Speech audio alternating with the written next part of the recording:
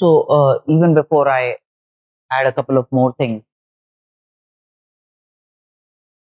in circles, are there or is there anything from my previous class that needs to be revisited?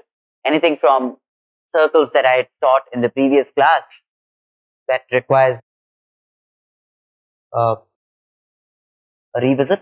No? You fine with everything that I covered in the last class? So let me teach a few more things. And I also hope by this time you've made some headway in the sheet that was given to you.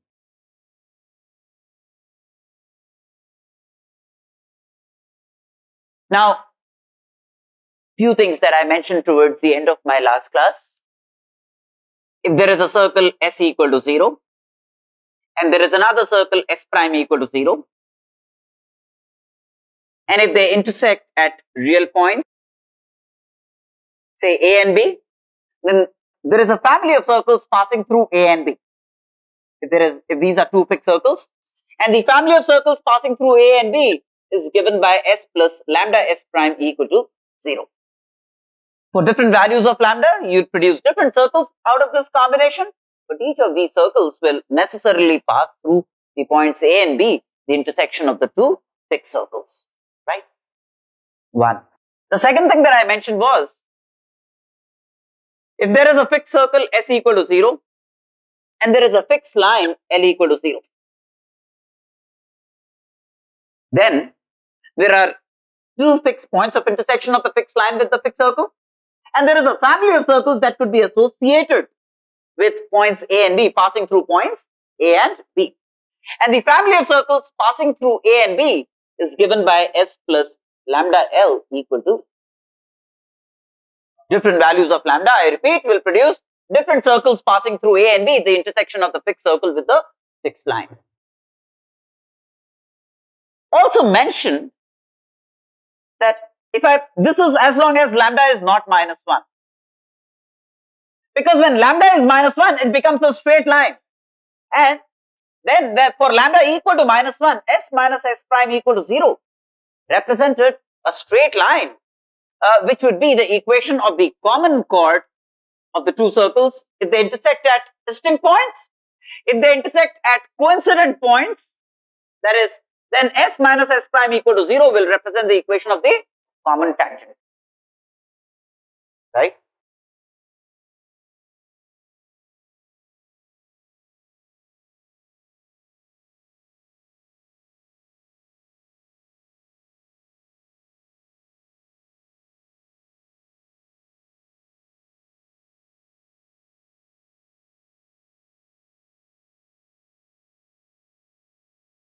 Now, say someone offers to give you two fixed points A and B. A is say x1, y1, B is x2, y2.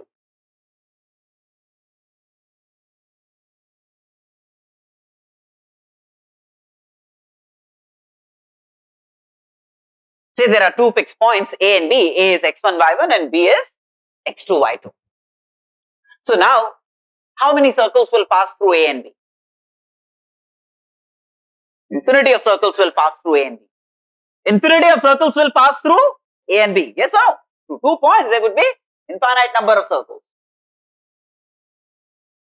Now, of the very many circles that pass through A and B, one of the circles will have AB as its diameter. One of the circles will have AB as its diameter, right?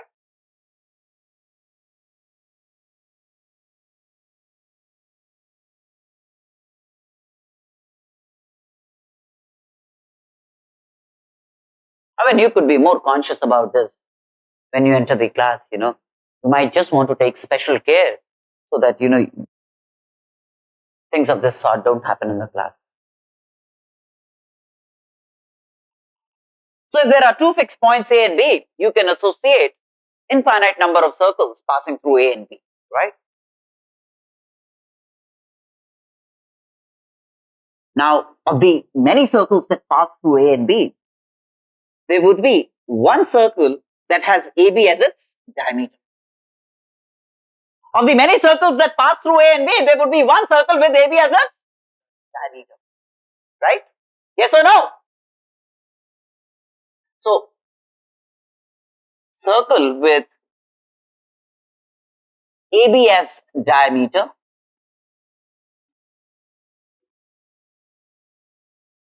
circle with AB as diameter is going to be, I told you the equation of the circle given the endpoints of the diameter is going to be x minus x1 into plus y minus y2 equal to 0. That's the equation of a circle if the endpoints of the diameter A and B are known to you, right? So this is a certain fixed circle, right? This is one of the many circles, so this is a fixed circle. This is a fixed circle which you know, whose equation you can very conveniently find, right? So let's say I look upon this circle as one fixed circle passing through A and, right? Now, the equation of AB can be found. How? The equation of AB is a fixed straight line. It's going to be y minus y1 equals x minus x1 into the slope. Slope of AB, what's the slope of AB?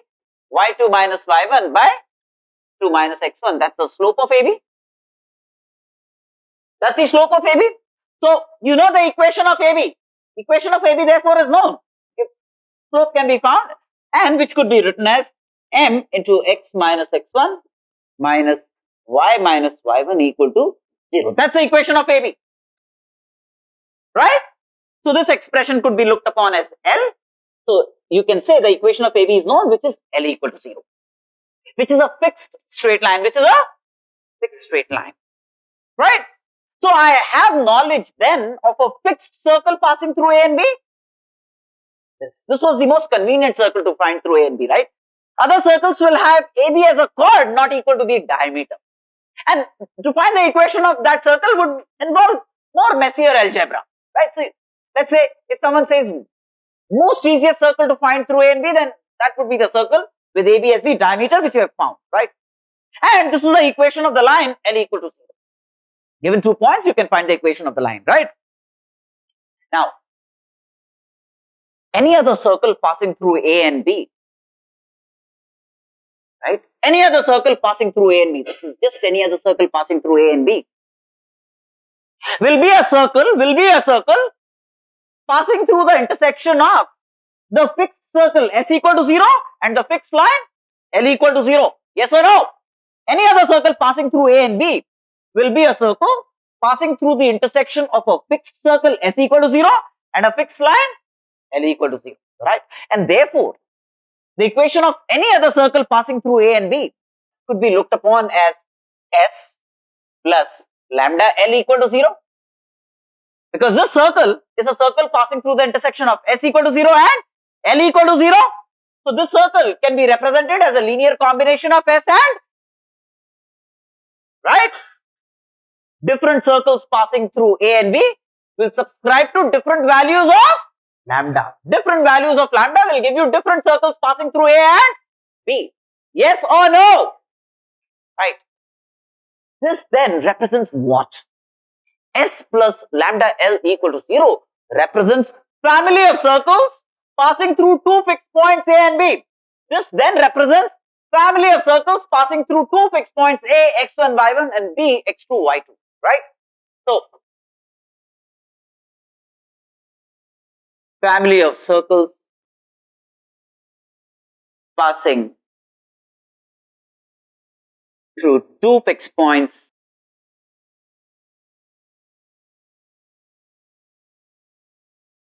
A, x1, y1, B, x2, y2 is given by S plus lambda L equal to 0, where what is S? S is this and L is this.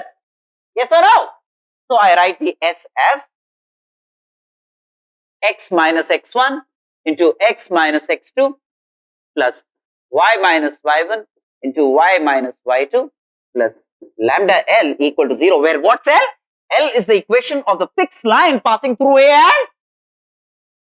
Now if I give different values of lambda to this, I'll get different circles produced out of it. Right? Yes or no? Hmm?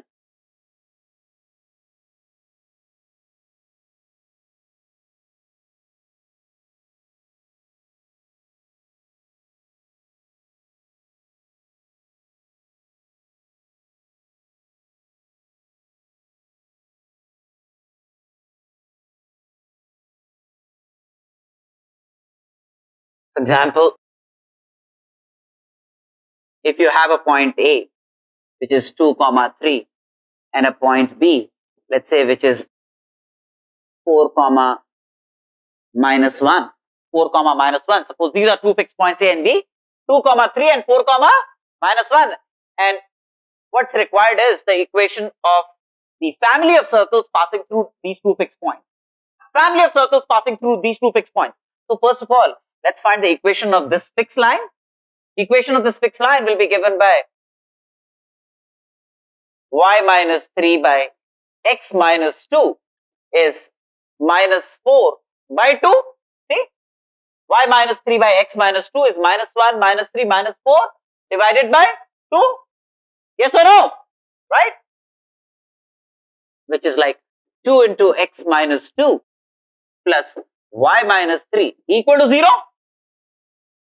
Which is like 2x plus y minus 7 equal to 0 is this fixed line passing through A and B.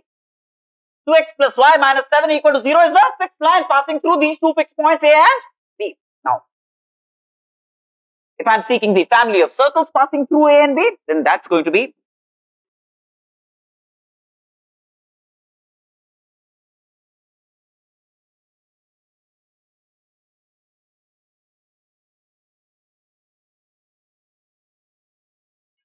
like I declared a little while ago, x minus 2 into x minus 4 plus y minus 3 into y plus 1 plus lambda into L, which is like 2x plus y minus 7 equal to.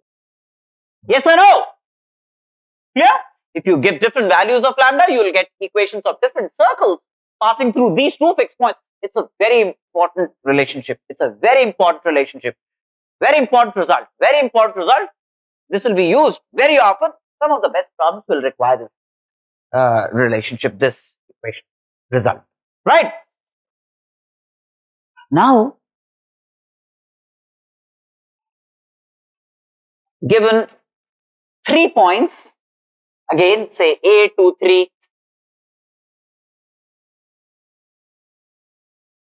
B, 4, 1, 4 minus 1, and let's say C, 6 minus 8.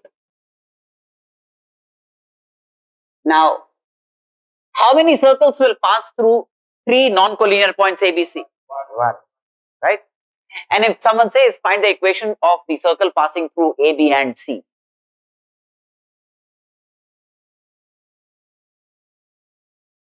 Find the equation of the circle passing through A, B and C in school. This is what you do. In school, you say let the equation of the circle be x squared plus y squared plus 2gx plus 2fy plus c equal to 0. 3 unknowns, g, f and c. Put x and y is 2, 3. One equation connecting g, f and c. 4 minus 1, another equation connecting g, f and c. 6 minus 8, a third equation connecting g, f and c. And then like a mad ox, you continue to solve the 3 equations for g, f and c forever, because your dear teacher in school has allocated 10 useful marks for this problem. In school, what you should do is,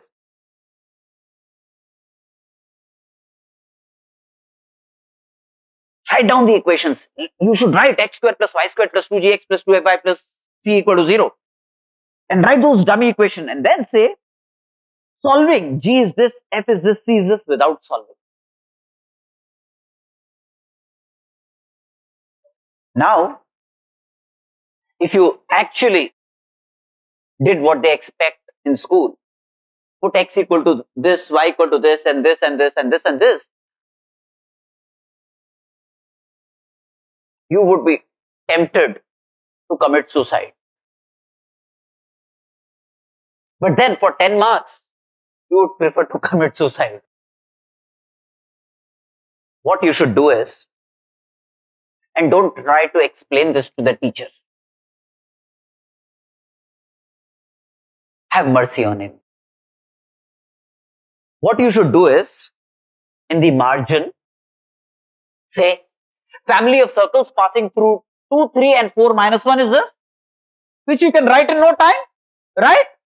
Now, what we are seeking is the value of lambda for which this circle will also pass through 6 comma minus 8.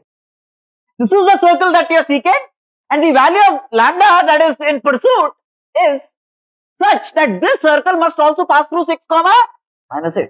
So in this equation, put x equal to 6, y equal to minus 8 and solve for lambda. This then, that value of lambda when plugged into this will give you the equation of the circle passing through A, B and. But after you have obtained the equation clandestinely, in a margin,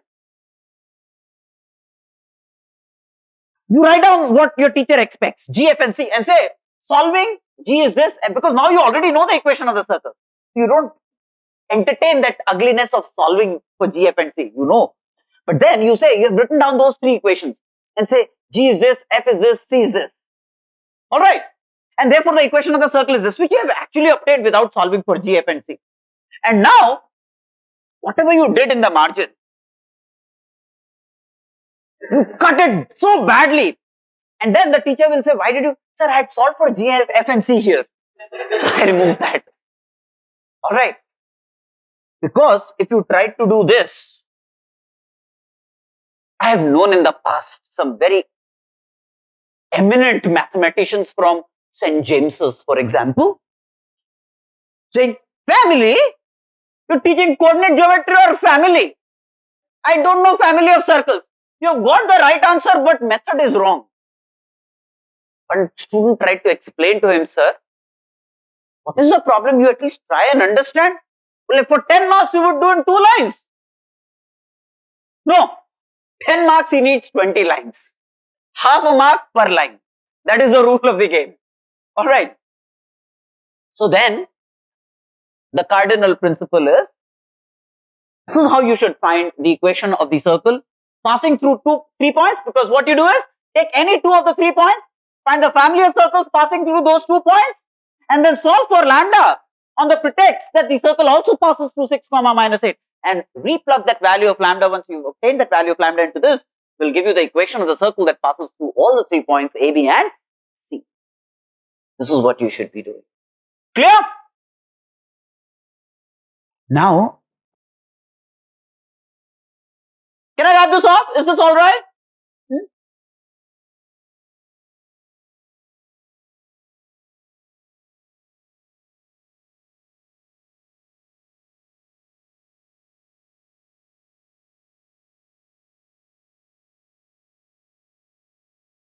You people should never quote me in school. Otherwise, you will suffer severely.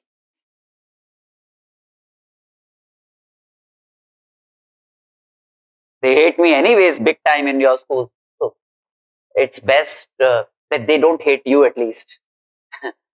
Alright. Now,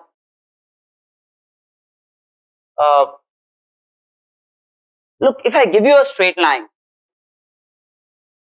say L equal to 0, a fixed straight line, that is L equal to 0, right? And a certain point P on that straight line, call it x1 comma y1. A certain point P on that straight line, call it x1 comma y1.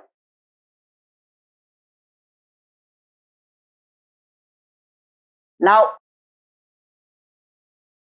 how many circles will touch this line at P? I hope you understand the distinction between touching and cutting by this time, right? How many circles will touch this line at P?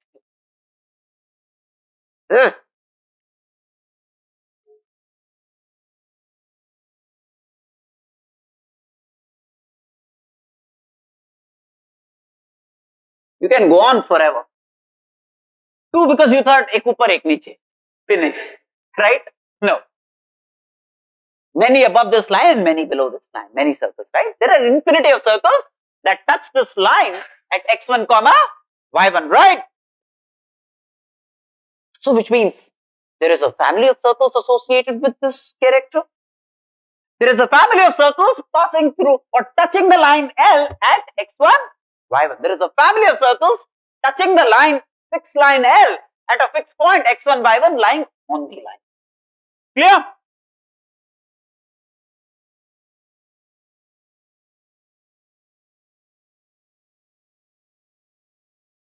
Can I look upon this point P? P is x1, y1. Can I look upon this point P as a point circle? A point is a circle with zero radius. Yes or no?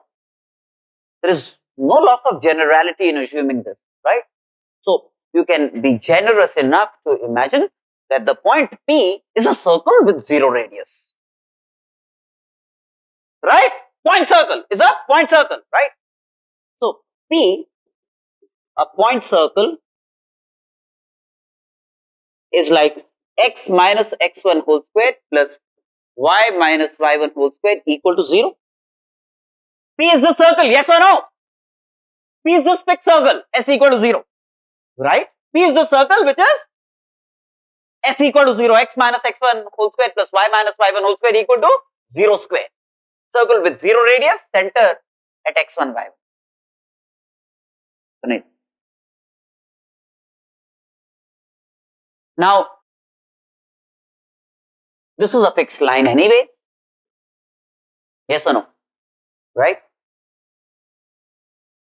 This is a circle. This is a circle that is passing through the intersection of the point circle with the fixed line.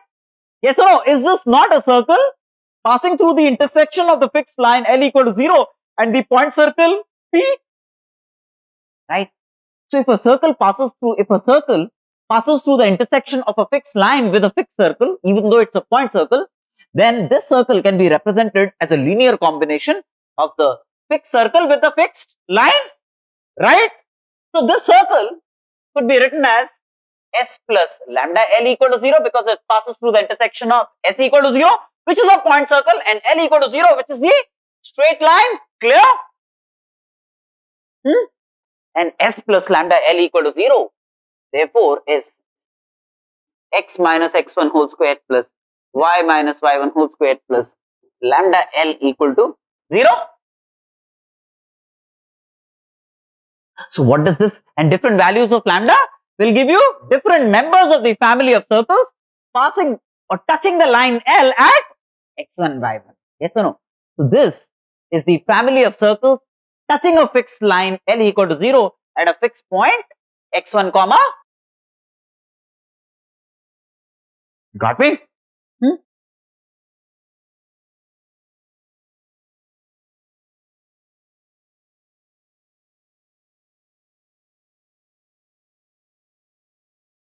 This is very important, extremely important result.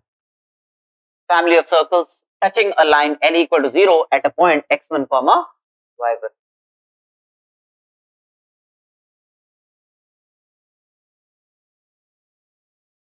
Now,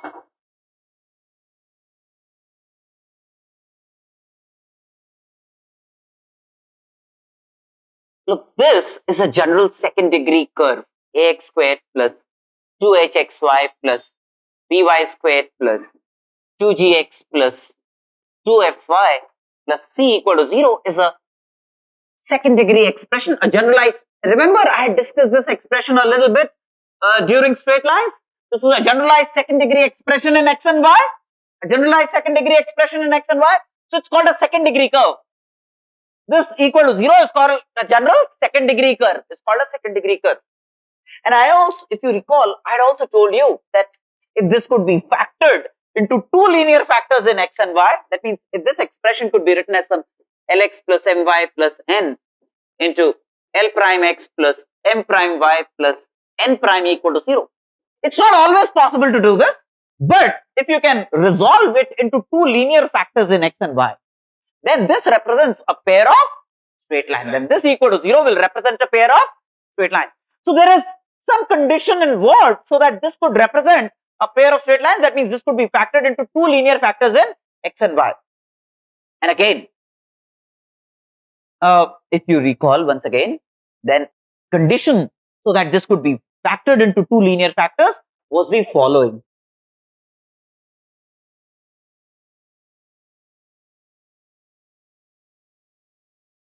This was the condition. This was the condition so that this could be factorized into two linear factors in x and y. This determinant equal to 0 would cause this to be factorized into two linear factors in x and y, and therefore to represent a pair of straight lines, right? Remember that? So under certain conditions, this generalized second degree curve would actually be a pair of straight lines when this becomes equal to 0. Right? Now, in fact, all the coordinate geometry that you're going to ever learn would be pivoted around this curve. Right? Everything would be an offshoot of this curve. So a pair of straight lines is an offshoot of this curve, right? The other thing that you would have seen by this time, your entry into conic sections as circles would be that if h is 0, that means if coefficient of xy is 0,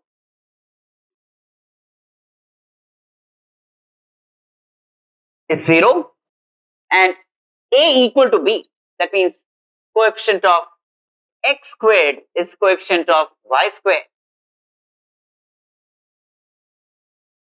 If a is b, then you can divide throughout by a or b and you can make the coefficient of x square and y square 1. If these two conditions are met, then this becomes capable of representing a circle. A second degree curve, in order that it could at all represent a circle, must necessarily abide by these two conditions. If a second degree curve is aimed at representing a circle, then you better have, these are necessary conditions, although they are not sufficient, they are necessary conditions for this to represent a circle. Coefficient of xy must be 0 and coefficient of x square must be equal to coefficient of y square. Right? Isn't it? Now, clear?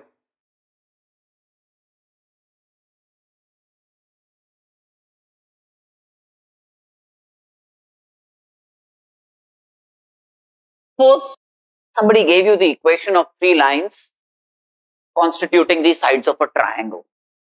Somebody gave you the equation of three fixed lines constituting the sides of a triangle, right?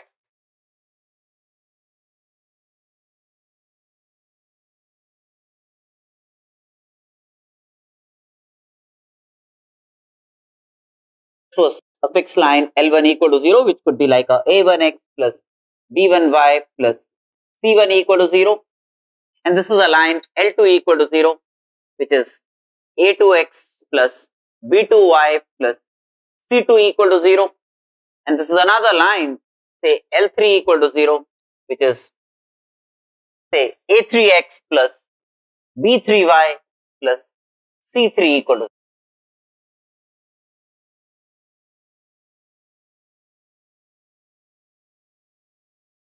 Right?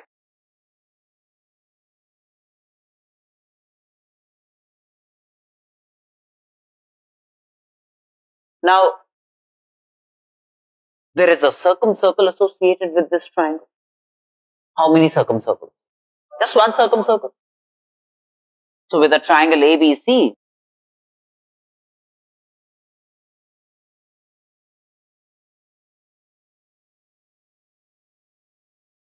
there is a circumcircle associated. There is a unique circumcircle associated with triangle ABC. Clear?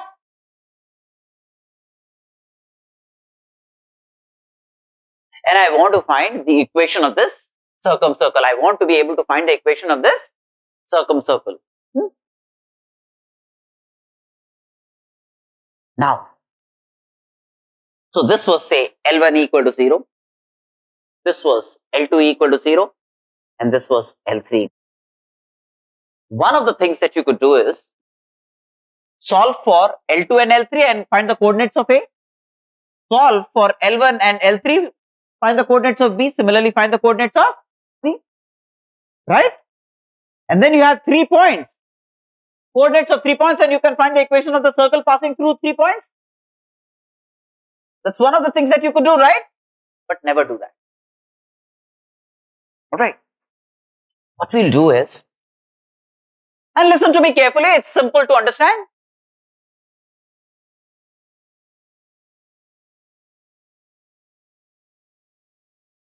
Consider the following. There is a curve L1, L2 plus lambda L2, L3 plus mu L3, L1 equal to 0.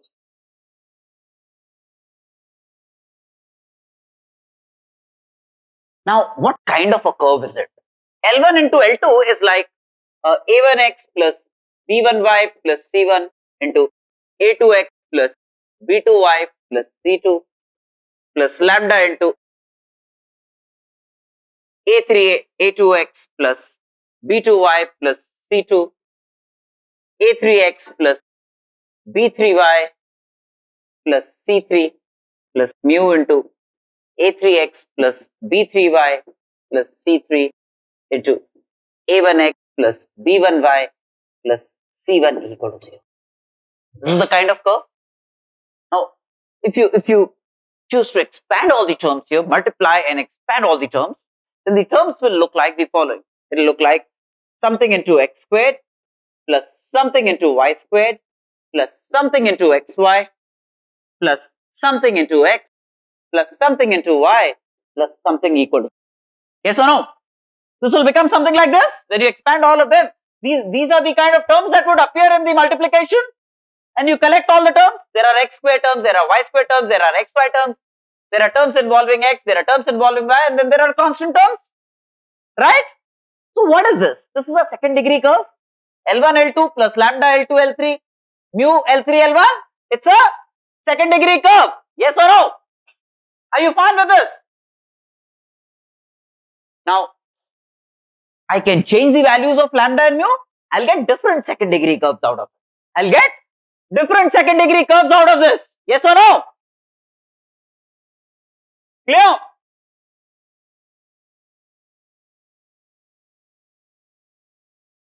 Now,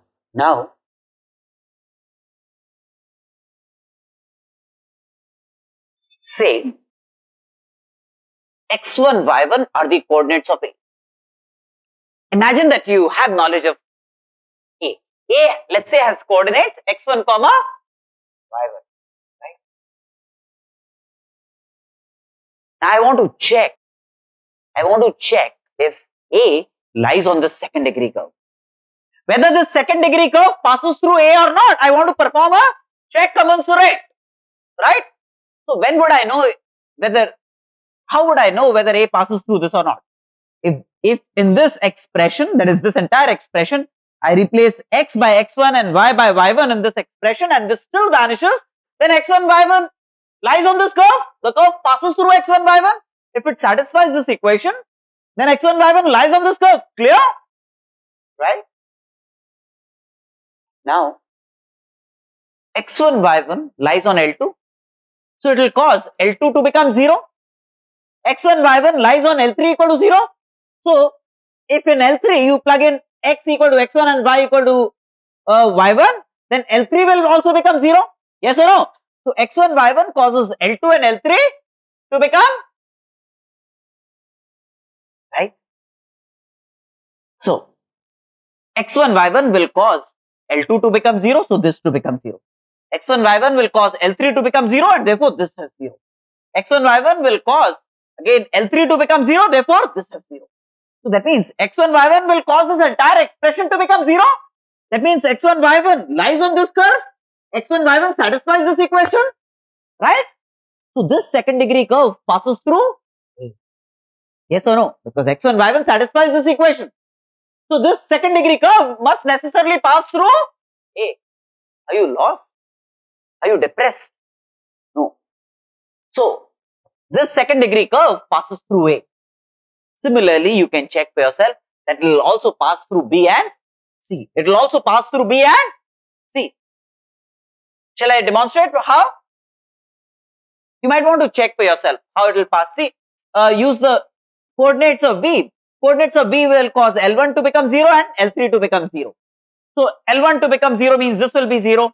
L3 to become 0 means this will be 0. L3 to become 0 means this will become 0. So this entire expression will become 0 if the coordinates of B are plugged into this expression. So B lies on this curve. Similarly, C also lies on this curve. So then conclusion number 1, that this represents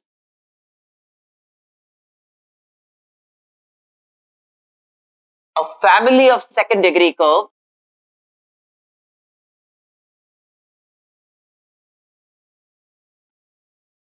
This represents a family of second degree curves passing through A, B and C. Passing through A, B and C. This represents a family of second degree curves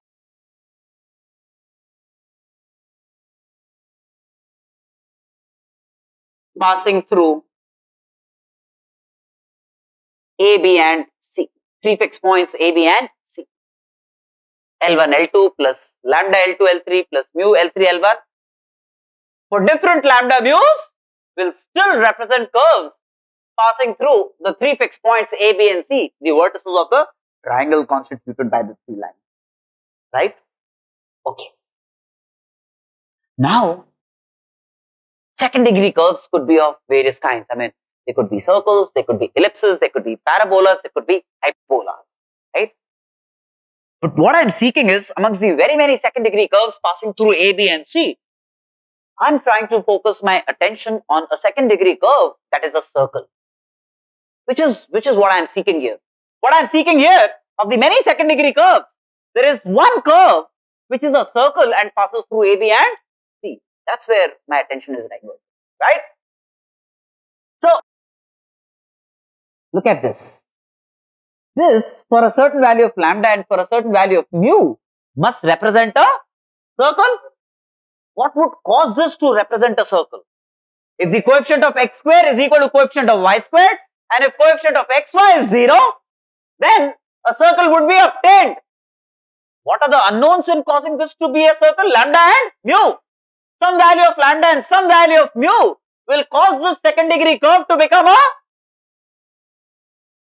right? Two unknowns, so I need two equations. One equation would be when I say in this expression coefficient of x square is equal to coefficient of y squared. That would be one connectivity between lambda and mu, right?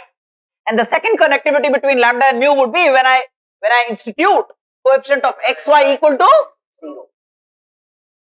That would be another relationship between lambda and mu, and then I can solve for lambda and mu. That means for that value of lambda and that value of mu, in this expression coefficient of x square becomes equal to coefficient of y squared and coefficient of xy becomes 0. This then will become a circle, and a circle passing through AB and C. You know what I'm saying? Right? So, without actually getting into the mess of finding the coordinates of A, B and C, just with the help of the equations of the three lines A, B and C, I can find the equation of the circle circumscribing the triangle A, B and C. Just get hands on with it.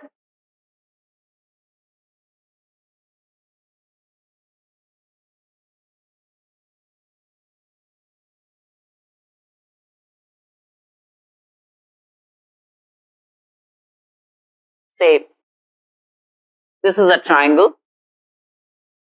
Say this is x plus y minus 1 equal to 0. Let's say this is x plus 2y plus 1 equal to 0. Say this is 2x minus plus y plus 3 equal to 0. These are the three lines. And I want to find the equation of the circle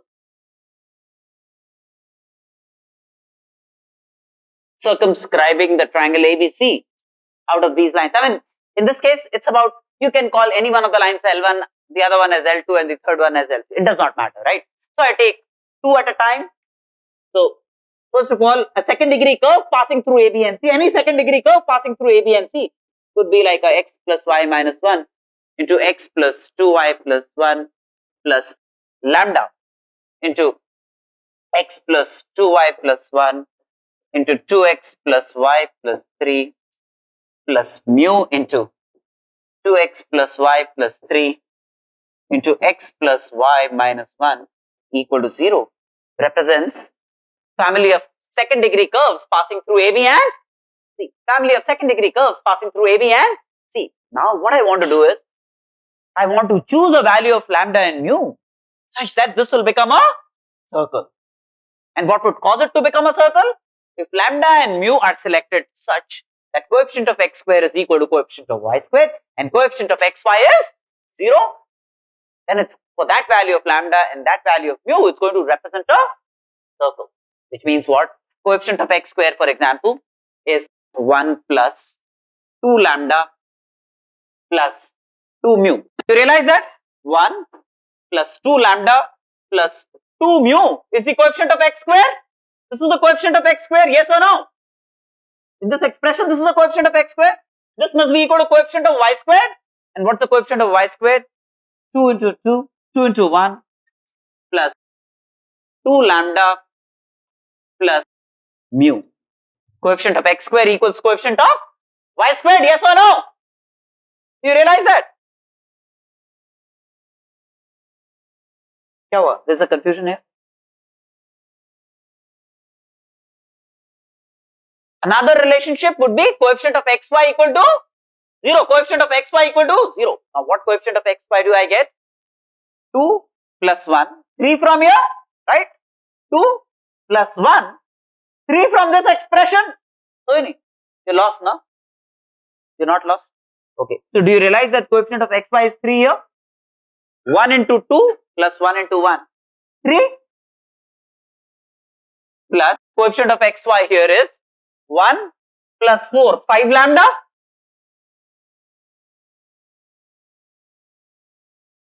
And then 2 plus 1. 3 mu. Yes or no? This must be 0.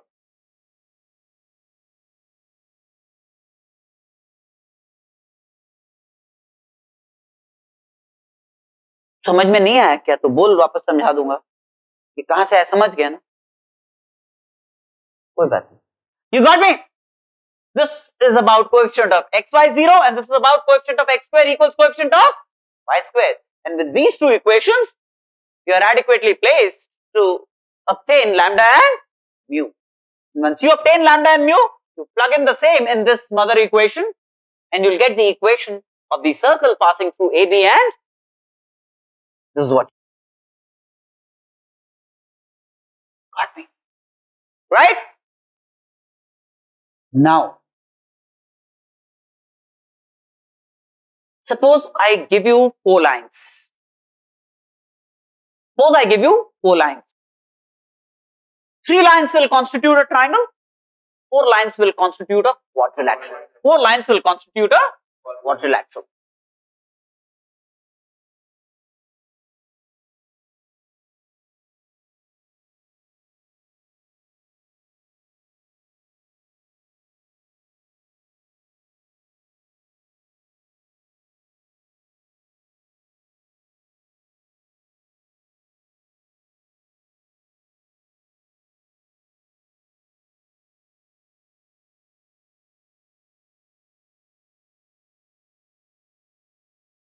Say L1 equal to 0 is the equation of one of the lines.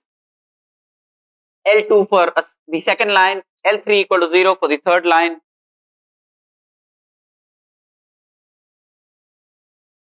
Fourth line. First of all, I want to check if this quadrilateral is cyclic or not. I want to check if this quadrilateral is cyclic or not. Not all quadrilaterals will be cyclic, right? It's not like every set of 4 points A, B and C, A, B, C and D will lie on the same circle. 3 non-collinear points will always define a circle for you. But 4 points will not necessarily define a circle for you, right? They may not lie on the same circle, right? So then it becomes important for me to check on whether ABCD is a cyclic quadrilateral or not. Check on whether ABCD is a cyclic quadrilateral or not. Now, there are times when you don't have to do bizarre things. when suppose this angle is 90 degrees and this is 90 degrees, if you find the slope of this into slope of this is -1, slope of this into slope of this is -1, then that's a special case. And you know, you don't have to do anything extraordinary to figure out that it's a cyclic quadrilateral. But there are times when this and this are not 90 degrees, some other angles, and then to figure out what this angle inside the quadrilateral would be a challenge. I mean, there would be two angles. One would be this, one would be this.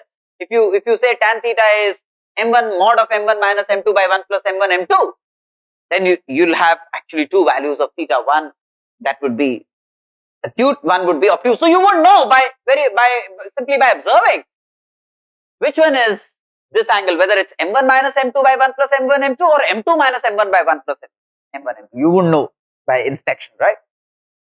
So then, thinking of finding the angles and then seeing if this angle plus this angle is supplementary or not would be a tall order, right? Except when it's a special case, it's not going to be easy to figure out whether this plus this is 180 degrees.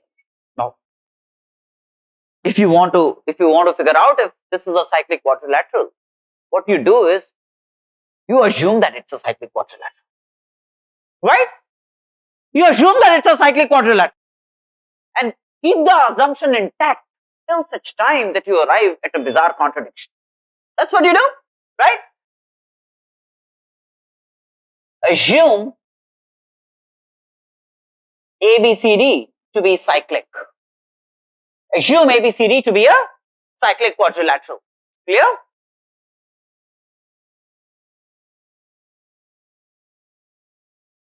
That means there is a circle passing through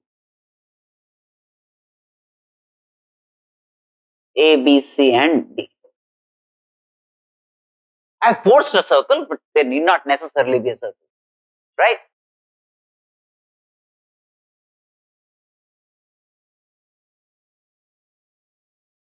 Now, look at the following.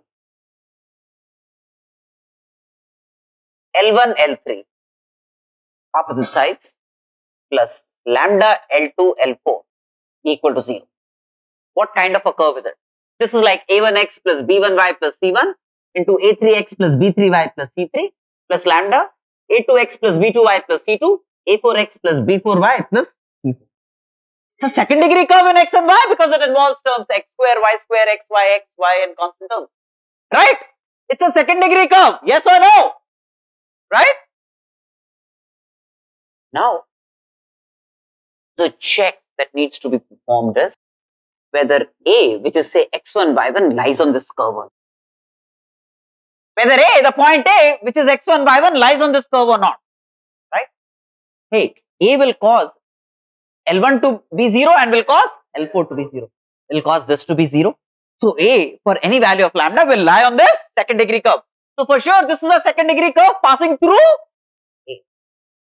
B. Whether B lies on this curve or not.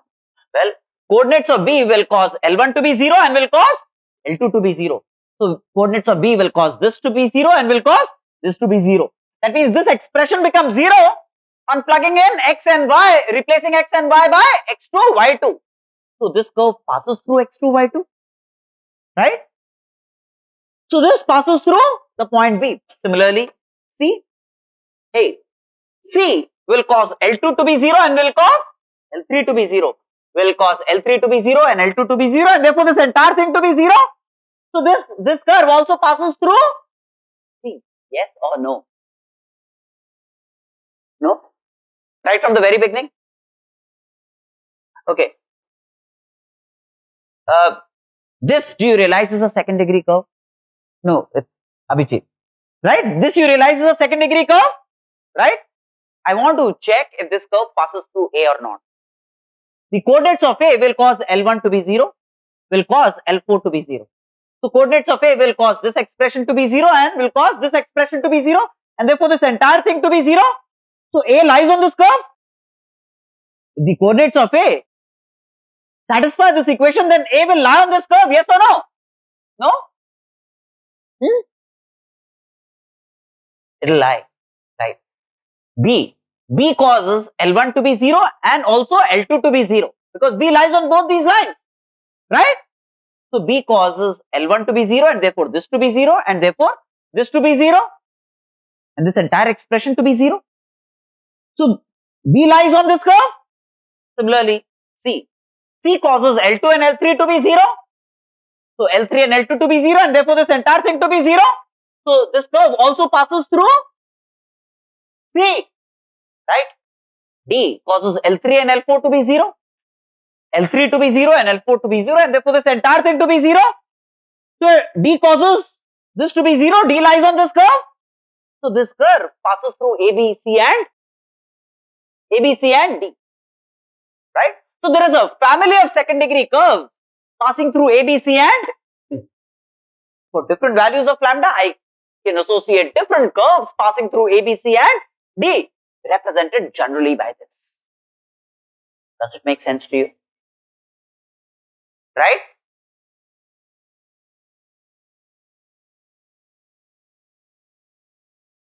Now, the question is, does there exist a value of lambda for which this becomes a circle? The question is, does there exist a value of lambda for which this second degree curve becomes a circle? Which means, this is a1x plus b1y plus c1 into a3x plus b3y plus c3 plus lambda into a2x plus b2y plus c2 into a4x plus b4y plus c4. Can I find a value of lambda which when plugged into this will cause coefficient of x squared to become coefficient of y squared and coefficient at the same time will cause coefficient of xy to be? If such a value of lambda exists, then I can conclude that there exists a circle passing through A, B, C and D, and then this quadrilateral for that value of lambda will be a cyclic quadrilateral. This then would be a cyclic quadrilateral. So coefficient of x square equal to coefficient of y squared is what? Coefficient of x square is like a1, a3 plus lambda a2, a4 is the coefficient of x square. This is the coefficient of x square, isn't it? a1, a3 plus lambda a2, a4, right? This must be equal to coefficient of y squared. Are you lost with this? Didn't understand this? See, for this to be a circle,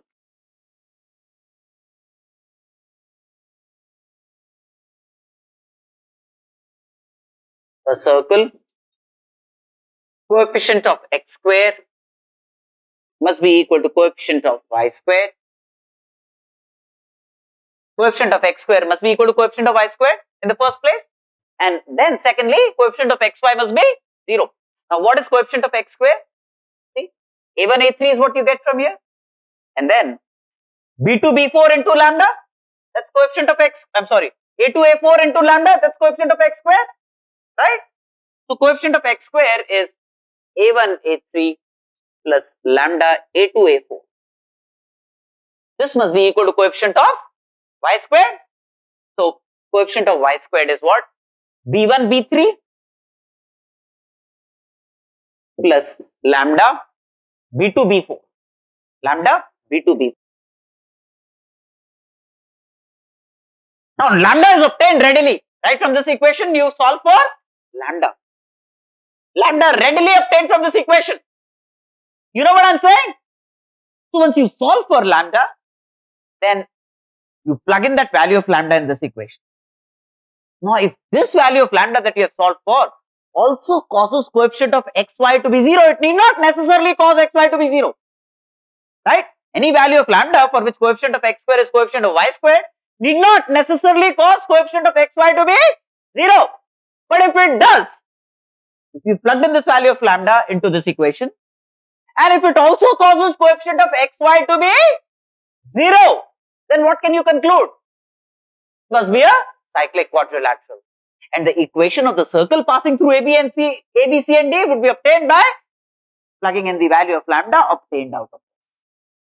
You got me?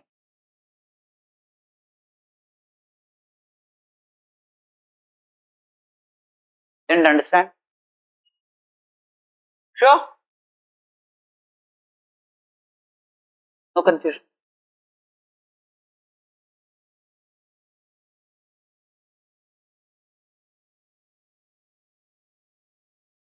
Fair enough?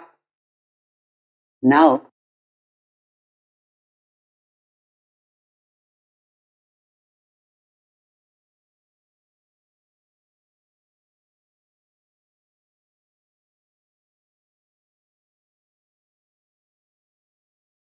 another very important concept in circles is the following. Two circles intersect. If these are two circles, let's say S, which is x squared plus y squared plus 2gx plus 2fy plus c equal to 0.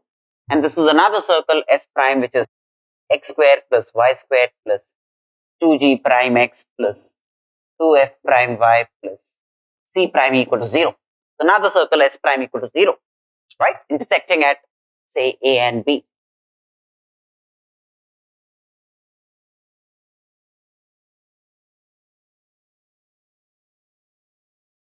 And the centers are, in this case, very clearly the center of one is minus g comma minus f. The center of the other one is minus g prime comma minus f prime is the center of the other one.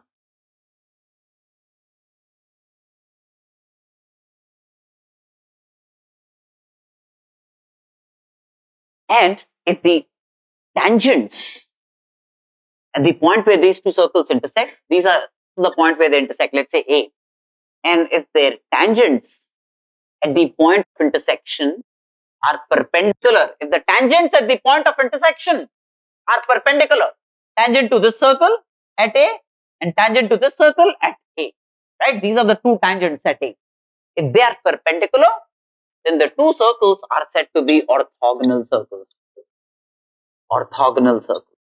If the tangents at the point of intersection are mutually perpendicular, if the tangents at the point of intersection are mutually perpendicular, then the two circles are called orthogonal circles.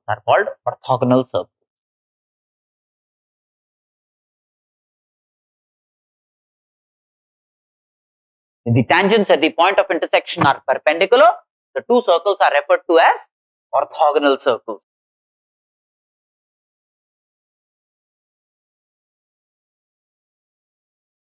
Got me? Now, if the tangents are perpendicular at A, then also the radii would be perpendicular at A. And the radii of the two circles will also be perpendicular at A. Yes or no? Right? So, the radius of this circle, call it R1, will be perpendicular to the radius of the circle, call it R2. The two radii at the point of intersection would be perpendicular. Means AC1, C2 would be a right angle triangle. AC1, C2 would be a right angle triangle, yes or no?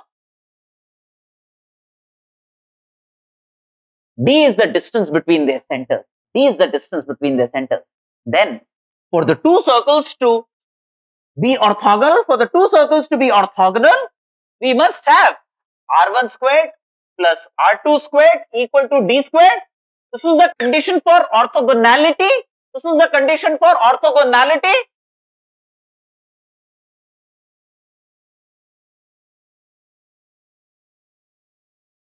This is the condition for orthogonality of two circles.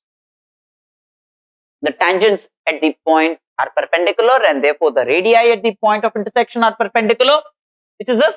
But do you realize that the radius of this circle R1 would be root g square plus f square minus c? The radius of the other circle would be root g prime squared plus f prime squared minus c prime, right? So plugging in R1 and R2 from these equations, so R1 squared is like a g squared plus f squared minus c plus R2 squared is g prime squared plus f prime squared minus c prime. That must be equal to square of this distance. Square of this distance from distance formula. I know the coordinates of these points is going to be g minus g prime whole square plus f minus f prime whole square. That's the condition for orthogonality of two circles. Lost? The radius of the circle is root g square plus f square minus c. Radius of the circle is root g prime square plus f prime squared minus c prime, right? R1 squared plus R2 squared is this. And this distance is what? G minus g prime whole squared plus f minus f prime whole squared, d squared. Distance formula, distance between these 2 points, g minus g prime plus f minus f prime, etc. Right? No. So plugging in the same, this is what you get. Realize that g square would get cancelled, f square would get cancelled, f prime squared and f prime squared would get cancelled. What you are simply left with then is 2g prime plus 2f prime equals c plus c prime equals c plus c prime. This is the condition for orthogonality of two circles. This is the condition for two circles to intersect orthogonally. For two circles to intersect orthogonally.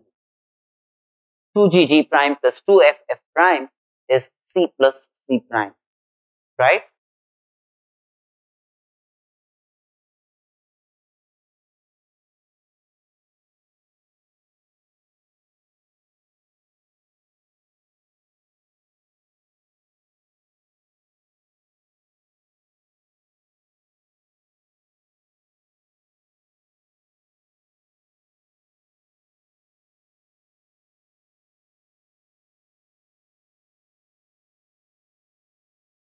Now,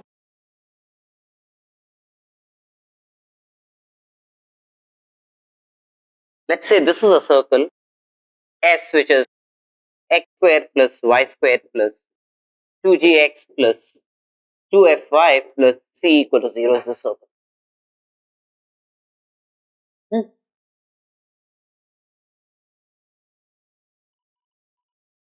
Its center is minus g minus f, right? The center of the circle is minus g minus f.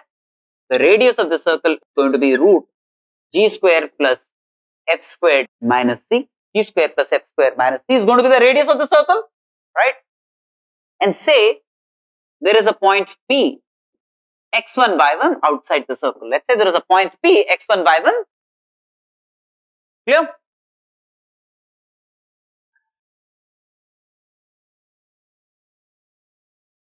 Then this PT is the tangent from the point P to the circle. PT is the tangent from the point P to the circle, right?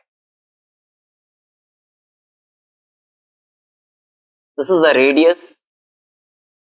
Now, very clearly, do you realize that PT squared plus R squared would be PC squared?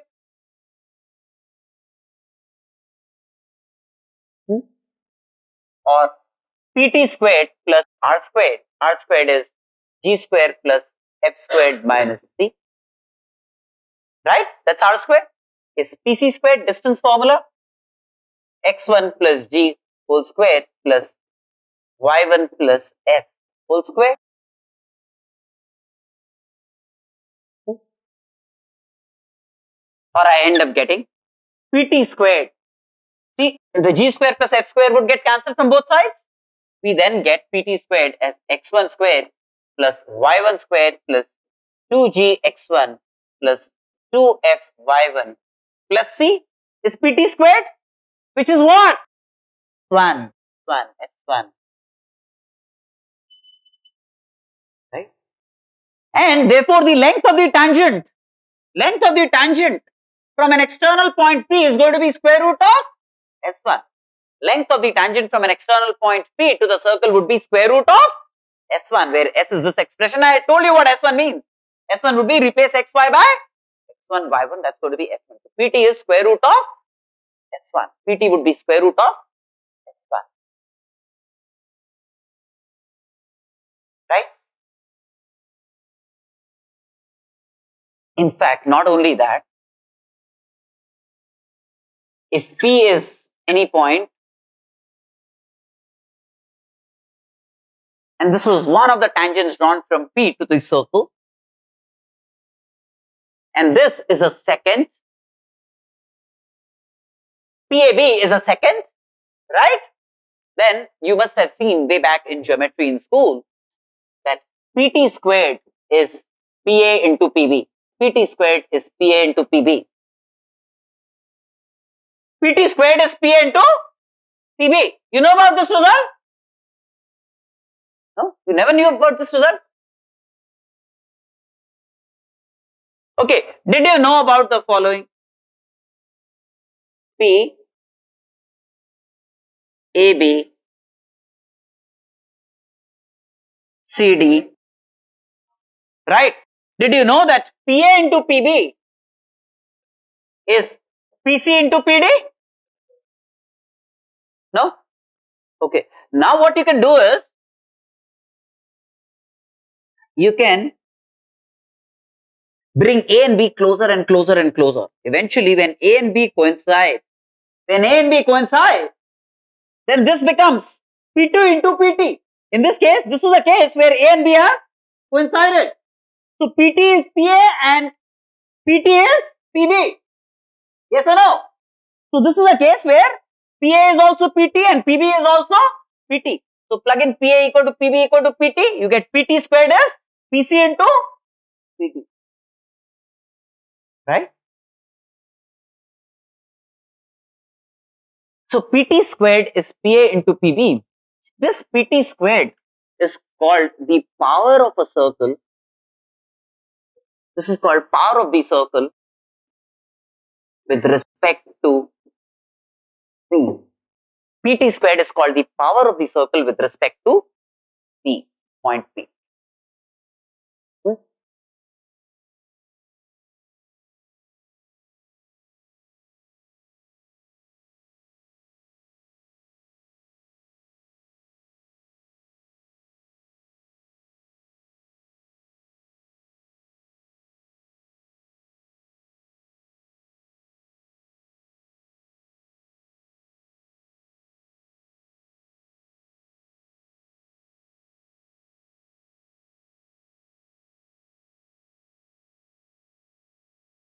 And this PA into PB is PC into PD is an ordinary result coming out of similar triangles.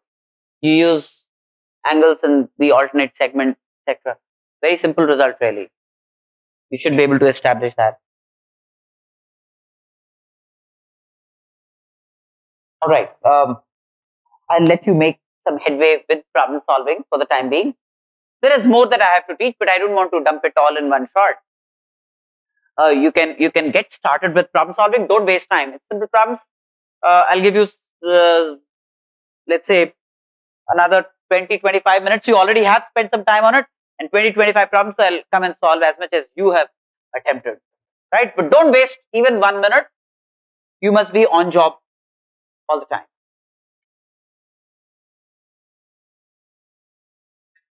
Just to get you hands-on with basic problem solving on circles. That's the primary intention. The center of the circle that passes through, say, 0, 0, A0 which is here and 0B which is there.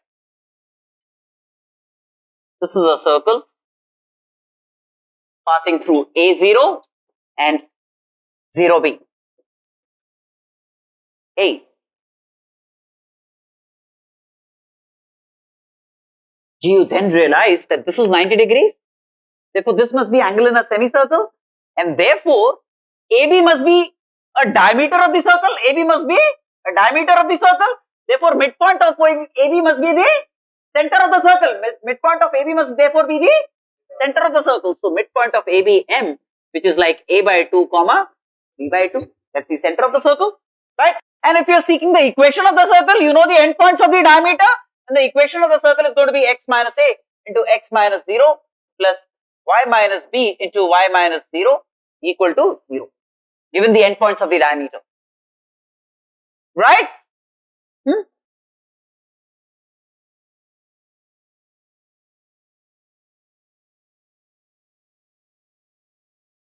Oh. Right? Can I wrap this up?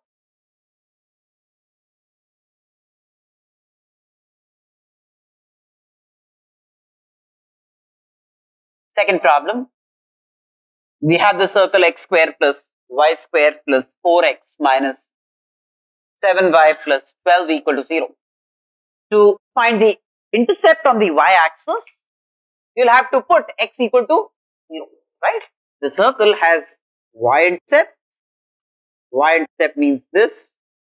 A and B would be the y-intercept. For these points, x would be 0. So if you plug in x equal to 0, then the values of y would be y of A and B, the two intercepts, right? And the difference between the y of A and y of B would be the length intercepted on the y-axis. So if you plug in x equal to 0, you end up getting y squared minus 7y plus 12 equal to 0, or y minus 4 into y minus 3 equal to 0. So the 2 points where it intersects the y-axis are y equal to 4 and y equal to 3. And this length therefore is 1 unit, which is the y-intercept, Clear?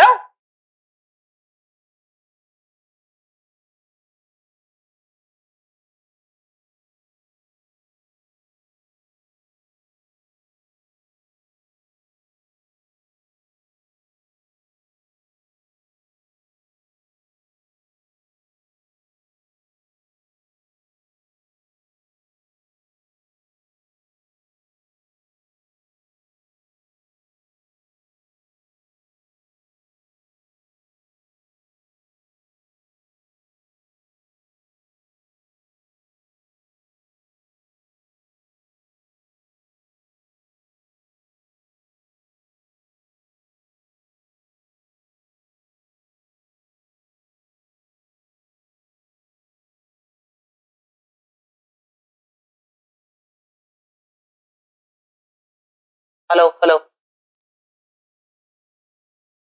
Circle x square plus y square equal to a squared.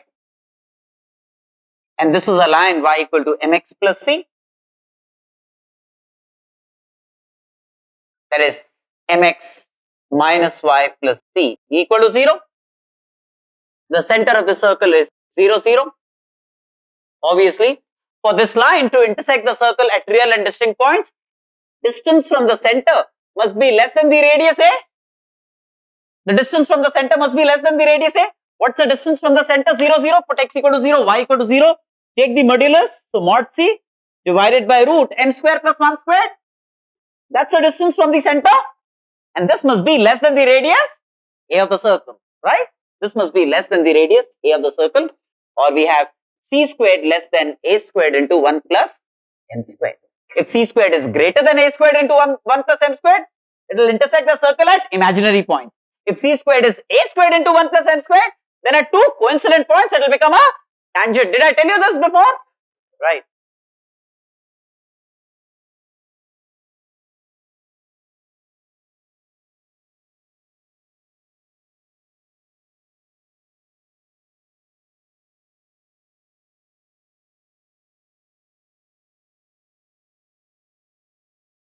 Fourth,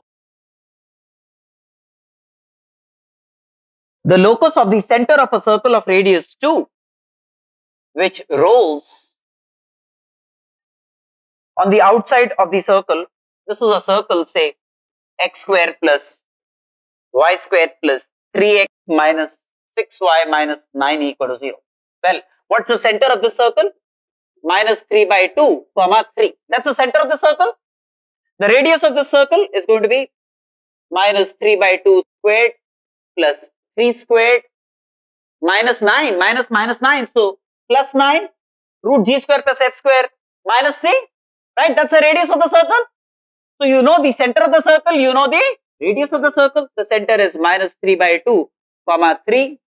Now what you are seeking is a circle which is rolling on the outside of the circle, and this circle is of radius 2, this circle is of radius r, and we are seeking the locus of the circle. So let's say hk be the coordinates of the center of the circle, right? So then the distance between their centers would be the sum of the radii, right? So then we have distance between their centers as h plus 3 by 2 whole square plus k minus 3 whole square. That must be equal to 2 plus r. That must be equal to 2 plus r, where r is known to be. So then you generalize this. Replace h by x and k by y. Replace h by x and k by y. That will give you the locus of the center, isn't it?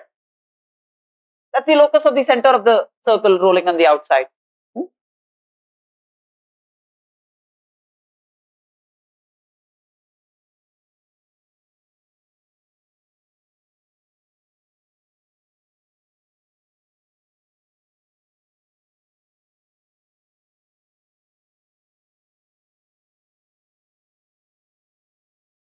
the circle described on the line 0, 1 and AB as diameter. What's a circle with AB as the diameter? X minus 0 into X minus A plus Y minus 1 into Y minus B equal to 0 is a circle with AB as the diameter, right? And what we are seeking is cut the x-axis in points whose abscissa are.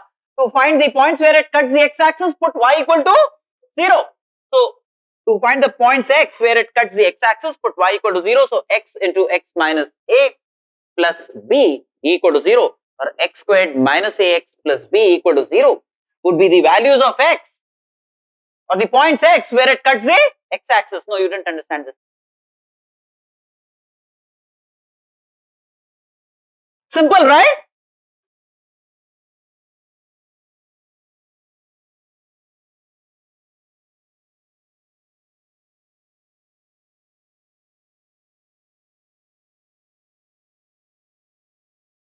Four points 2k, 3k, 1, 0, 0, 1 and 0, 0. So, there is a circle passing through points 0, 0, 1, 0 and 0, 1, right?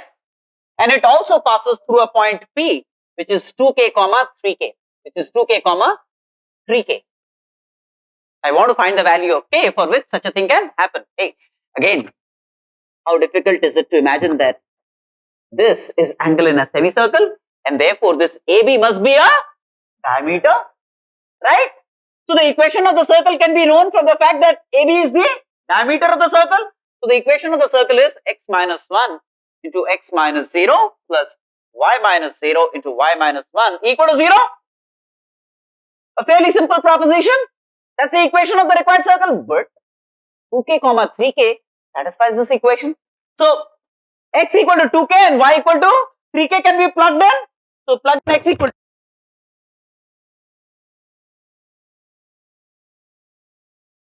hello.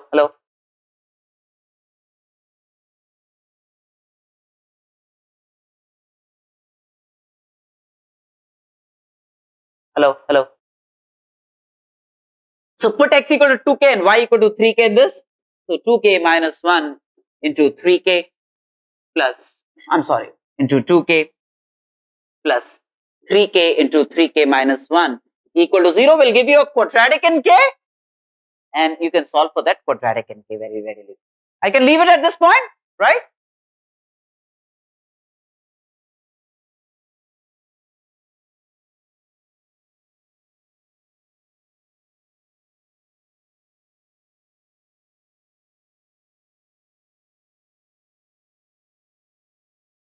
Problem 7. We have a circle S which is x square plus y squared minus a squared equal to 0, right? And there is a point P, alpha comma beta, right? And a line is drawn such that it intersects the circle at A and B, right? Then do you remember that PA into PB is actually PT squared, power of a circle, right? So PA into PB will be PT squared, and PT squared would be S1. That means replace x by alpha and y by beta. So that's going to be alpha squared plus beta squared minus a squared.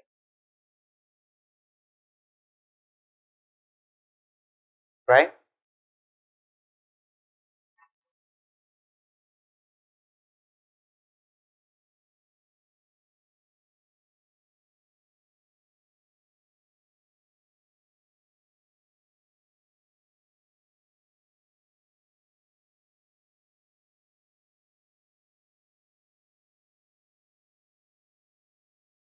The equation of the circle passing through 3, minus 6 and touching both the axes.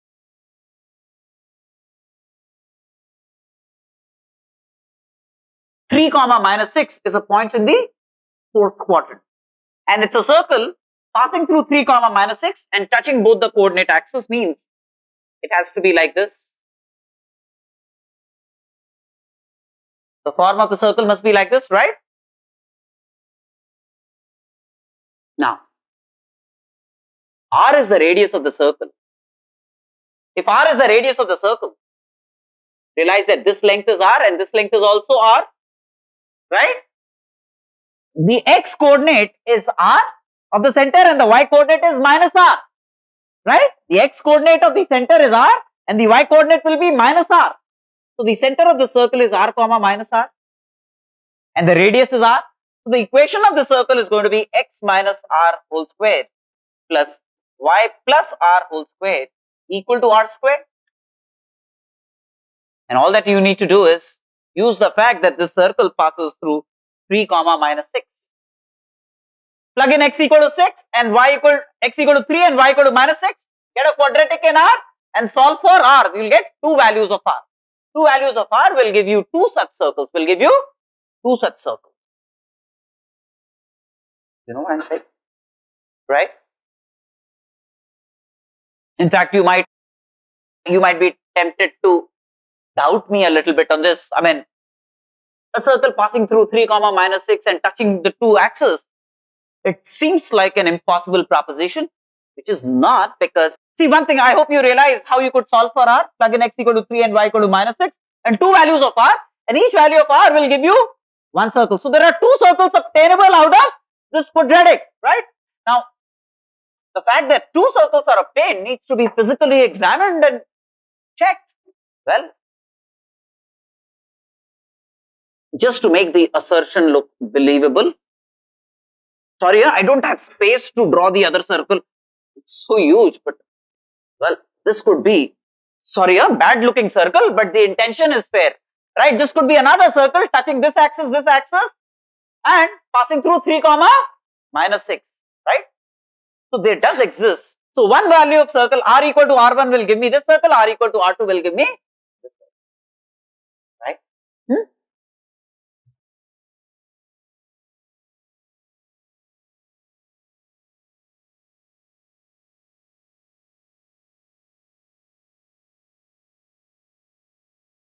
If someone said the circle passes through 2 comma 1 and touches both the axes, if someone said the circle passes through 2 comma 1 and touches both the axes,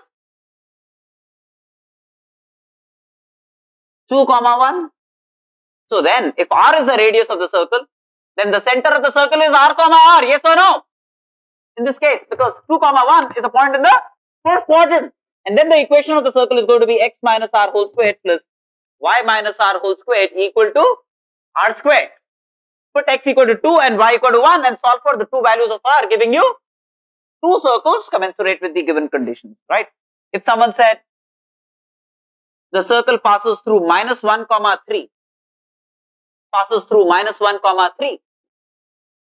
and touches both the axes, well, if R is the radius of the circle, then the x coordinate would be minus R of the center and y coordinate would be R. So the center of the circle is going to be minus R comma R. The equation of this circle is going to be x plus R whole square plus y minus R whole square equal to R square. Solve for R by plugging in minus 1, 3 in this equation, right? And if it's about the third quadrant, say someone says it passes through minus 2 comma minus 3, then if R is the radius of the circle, then what's the center of the circle? Minus R comma minus R. And then the equation of the circle is going to be x plus R whole square plus y plus R whole square equal to R squared. Solve for R by plugging in x equal to minus 2 and y equal to minus 3 in this equation, giving you two circles. Two values of R are obtainable, giving you two circles. Clear?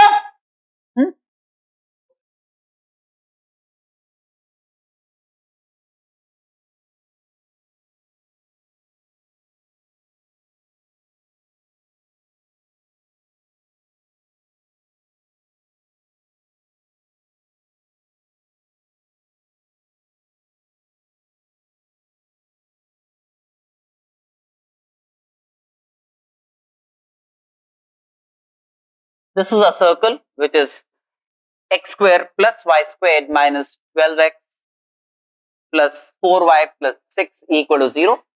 That means the center of the circle is 6 comma minus 2. The center of the circle is 6 comma minus 2. Yes or no? Oh, okay. One moment. After this, I'll just come to that. And family of lines passing through the center. Well, any line passing through 6 comma minus 2 is like y plus 2 is m into x minus 6. M would be different for different lines passing through 6 comma minus 2. So this will give you m into x minus 6 plus y plus 2 minus y plus 2 equal to 0. Family of diameters. This will give you family of diameters because all these lines will pass through 6 comma minus 2 for different values of m. Okay, 9.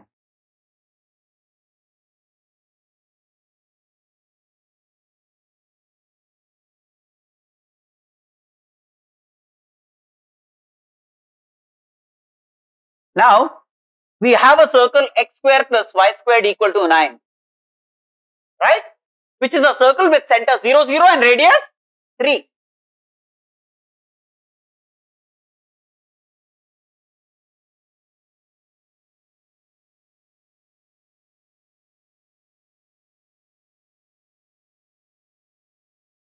So this point is like 3 comma 0. This point would be 0 comma 3. This point would be minus 3 0. Point would be 0 comma minus 3, right? 3 units of radius, center 0 0. What we are seeking is a circle that passes through the origin 0 0 and passes through a point 1 comma 0 and it touches this circle and it touches the circle. Now realize that 1 comma 0 is a point inside and 0 0 is also a point inside. So the circle that satisfies this condition must be touching this circle internally, which means, let's say,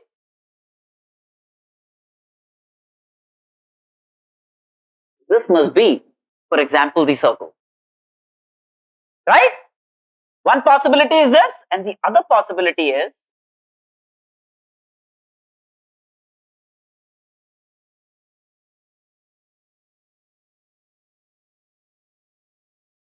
this is the other possibility. It could touch the outer circle at this point or it could touch the outer circle at this point, right? Yes or no?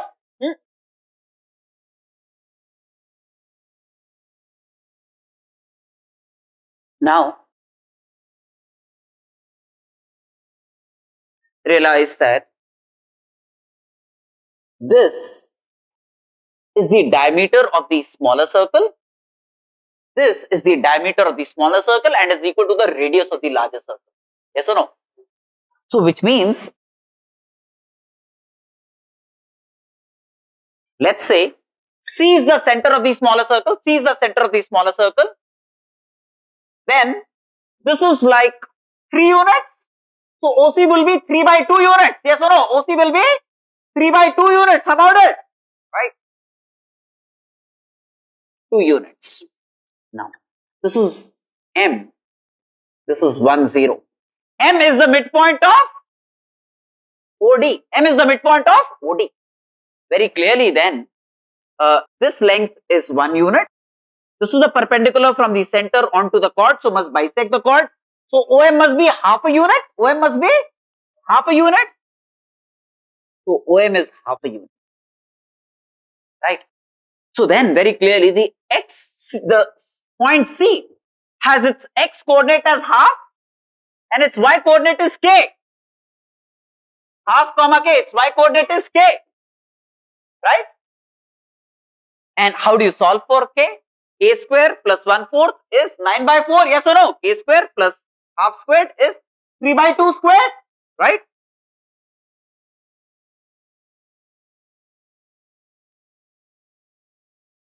K squared is 2. Now, you get two values of k actually. Do you realize that? K is plus minus root 2. So, k is plus root 2 for this circle and k is minus root 2 for this circle. Do you realize that? The center of this circle is, the center C prime of this circle is going to be, x will still be half and y will be minus k, which is minus root 2, minus root 2.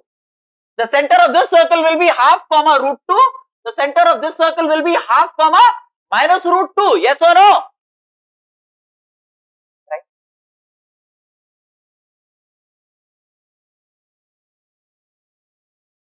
So we know there are two circles, one with center half comma root 2, the other one with center half comma minus root.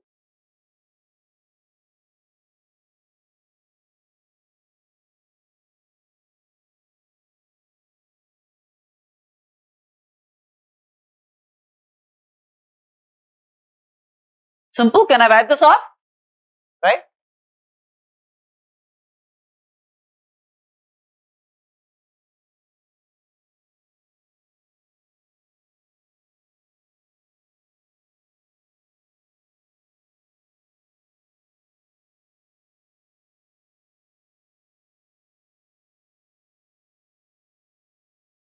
Problem 11. We have a circle x square plus y squared minus 6x plus 2y minus 54 equal to 0. Very clearly, the center of this circle is 3 comma minus 1 is the center of the circle, right?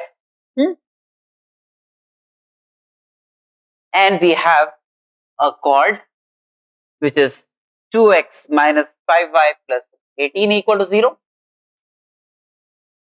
right?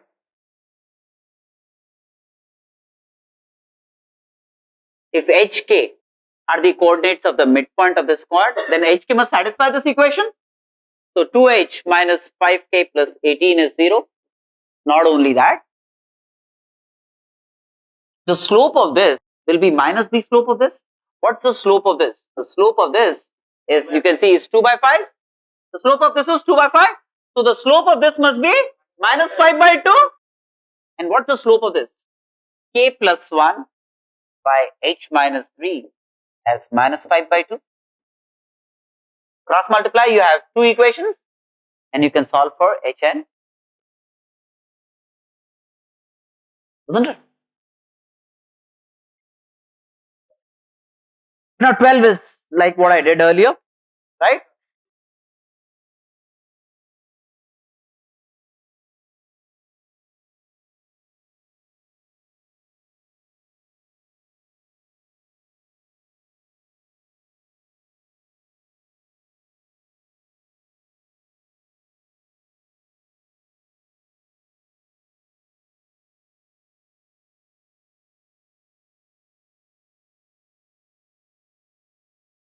Equation of the circle with center on the y-axis passing through the origin and 2 comma 3. Center on the y-axis and passing through. Have you been able to solve this problem? Right? Now you have 3 points and do I need to solve this problem? No? Equation of the circles which touch both the axis and the line x equal to a? No. I mean, couldn't solve or? Solved it. You want me to solve, right? Okay. The equations of the circle which touch both the axis and the line x equal to a. This is the line x equal to a. There are two circles. One is this circle and the other one could be this circle.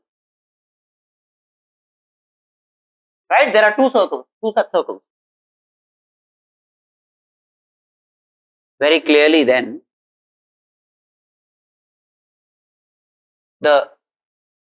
this length is a units. So what's the center? What's the x coordinate of the center? This is a by 2, comma a by 2. Yes or no? A by 2, comma a by 2 would be the center of this circle. The center of this circle is going to be a by 2, comma minus a by 2. And the radius of this circle and this circle both would be a by 2. So for this circle, the equation is going to be x minus a by 2 whole square plus y minus a by 2 whole square is a by 2 whole square. And for this circle, it's going to be x minus a by 2 whole square plus y plus a by 2 whole square is a by 2 whole square. This would be the two circles.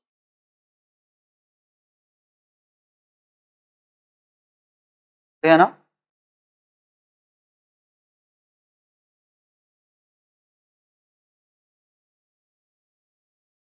Are you confused? Can I write this off? All of you understand everything that I have said so far?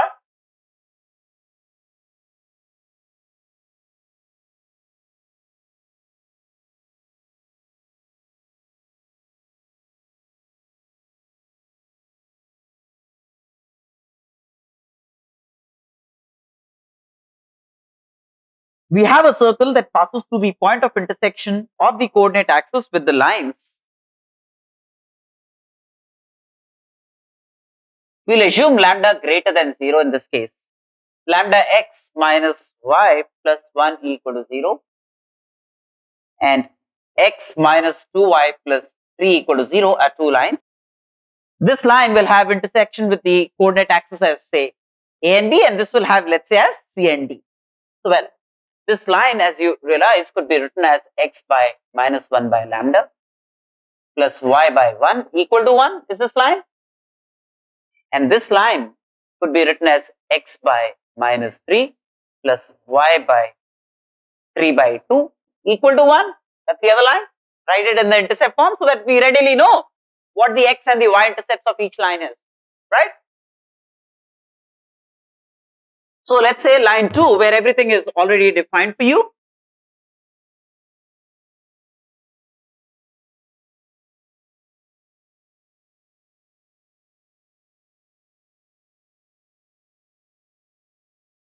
This is line 2, with this point being minus 3, 0, and this point being 0, 3 by 2. Yes or no? That's about line 2, right?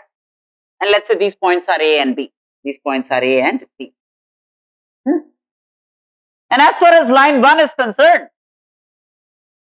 I said assume lambda greater than 0. This point is C, which is 0, 1, obviously below A, and this point is D, which is minus 1 by lambda, 0, which is minus 1 by lambda, 0. Yes or no? Now we want to be able to find the value of lambda. We want to be able to find the value of lambda, which will cause the points A, B, D, C to be concyclic. We want these points to lie on the same circle, right? That's what's sought here. Now,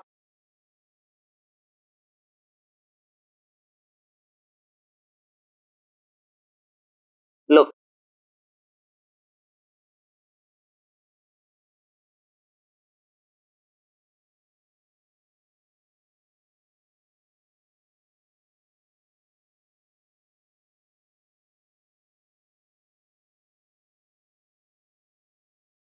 do you realize that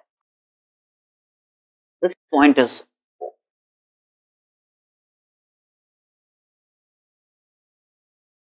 Since obviously things are not drawn to scale, they will look a little clumsy, but it will drive home the point that I am suggesting.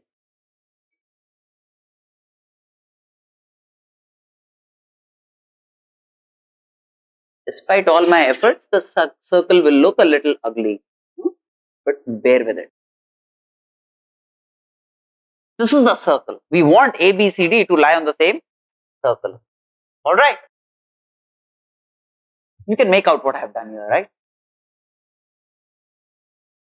Now, do you realize that O is an external point? OC into OA must be OD into OB. Yes or no?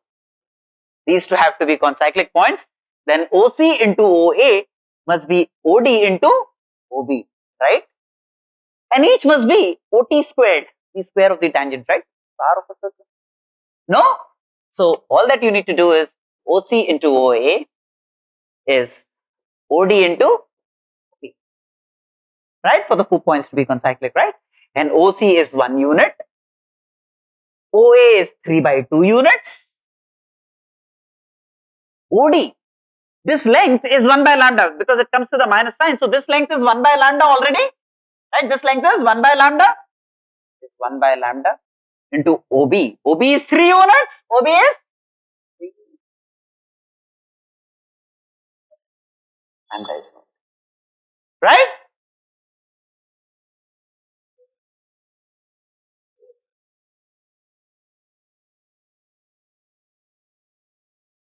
Have you attempted more problems than this? No? Please attempt. I mean, I'm sure you're not in a rush to go anywhere. I mean, it's been a light class, so you can sit back, and you don't have any major commitments, academic or non-academic, tomorrow, right? Okay? You have? 16, ABCD is a square whose side is A. The equation of the circle circumscribing the square, taking AB and AD as the axis of reference.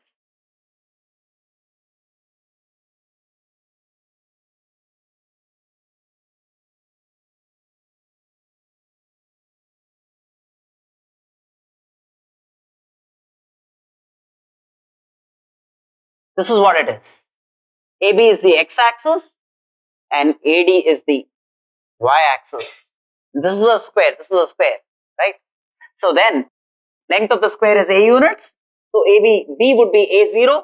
You can take A as the origin and then B as 0 comma A. This then would be the diameter of the circle. Right? Angle in a semicircle, right angle. So endpoints of the diameter known. So x minus A into x minus 0 plus y minus A into y minus 0 equal to 0. That would be the required circle. Right? Expected you to be able to solve this. 17 in exactly manner that I discussed. With 2, 0, 0, 1, 4, 5, you can find the equation of the circle passing through 3 points. How? You take 2 points, find the family of circles passing through 2, and then the third lies on it. Solve for lambda, you know the circle passing through 2, 0, 0, 1, 4, 5, and 0, C lies on it, and you can find the value of C. I can skip this. Sorry? Bolo.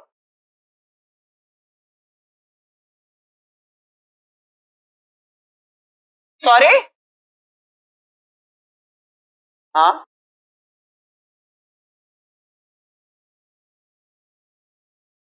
Sorry?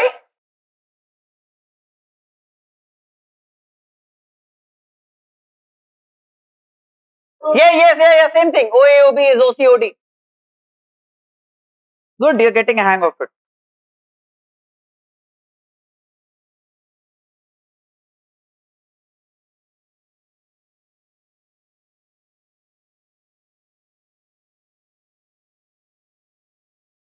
Now, problem 18. If the abscissa and ordinates of 2 points, the abscissa x square plus 2ax minus b squared equal to 0. These are the abscissa of 2 points, P and Q. P has, let's say, x equal to x1, Q has x equal to x2. x1 and x2 are the roots of this. Very simple, x1 plus x2 is minus 2a and x1, x2 is minus b squared, right? And y1 and y2 are the roots of x square plus 2px minus q squared equal to 0. That means y1 plus y2 is minus 2p and y1, y2 is minus q squared, sum and product of the root, right? We want to find the equation of the circle with PQ being the diameter. With PQ being the diameter, it's going to be x minus x1 into x minus x2 plus y minus y1 into y minus y2 equal to 0, right? And this could be written as x square plus y squared minus x into x1 plus x2 plus x1 x2 minus y into y1 plus y2 plus y1 y2 is 0.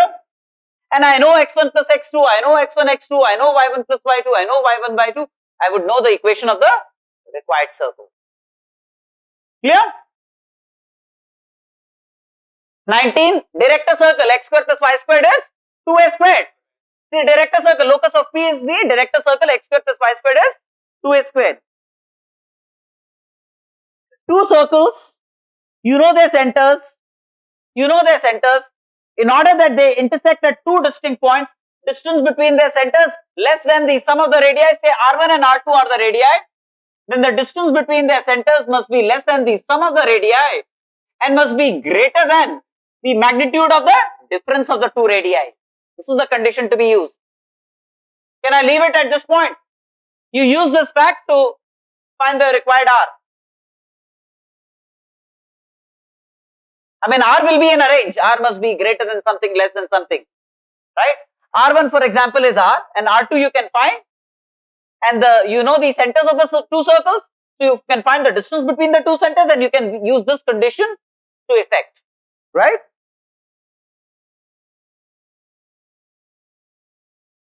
Can I leave at this point? Feel comfortable?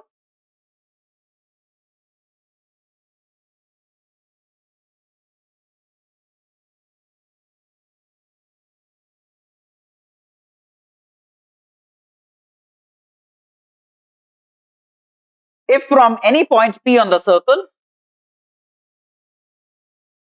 this is a circle x square plus y square plus 2gx plus 2fy plus c equal to 0. What's the center of the circle? Minus g minus f. What's the radius of the circle? R1, g square plus f square minus c. That's the radius of the circle, right? Now, there is another circle which is x square plus y square plus 2gx plus 2fy plus c sine square alpha plus g square plus f squared cos square alpha equal to 0. What's the center of this circle? C prime minus g minus f. Right? What's the radius of the circle? Let's say R will be root g square plus f squared minus this plus this, right? Minus c. C in this case is this. So minus c sine square alpha plus g square plus f squared cos square alpha. How about it? Yes or no? G square plus f square minus this. That's the center of the circle. That's the radius of the circle, other circle. Clear? And see, this g square plus f square and this g square plus f square could be combined. So if you took g square plus f square common from this, then g square plus f square minus into 1 minus cos square alpha. So that makes it g square plus f square into sine square alpha. Okay. So then this becomes g square plus f squared into sine square alpha minus c sine square alpha. Right? Let me assume alpha is acute, or even if it's not acute, I can take sine square alpha common, so it will become sine alpha outside. So this becomes sine alpha into root g square plus f squared minus c. That's the radius of the other circle, right? And very, very clearly R is less than R1 because of sine alpha. This is R1 and this is a number less than 1. So both the circles have the same center, so they are concentric circles, and the radius R1 is larger than radius R, right? So we have this outer circle and this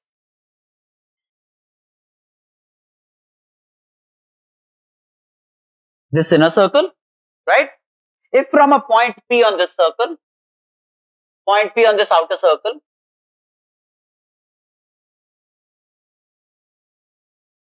tangents are drawn to the inner circle. Let's say this is one tangent, this would be another tangent.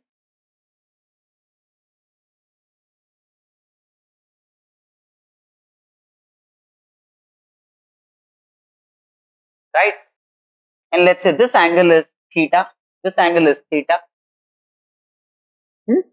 Radius of the inner circle is small r, right? The small r is the radius of the inner circle, and the radius of the outer circle is r1. The outer circle is radius r1. Very clearly, sin theta is r by r1. Sin theta is r by r1, as you can see.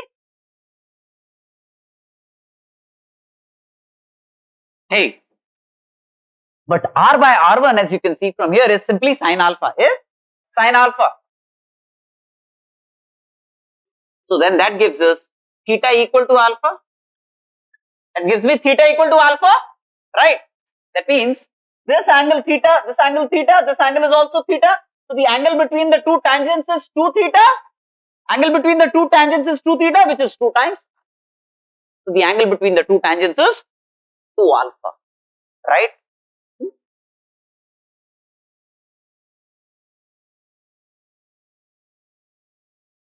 What? I'll let you go for the day. Make sure the remaining problems are attempted at home. Now, next week, we can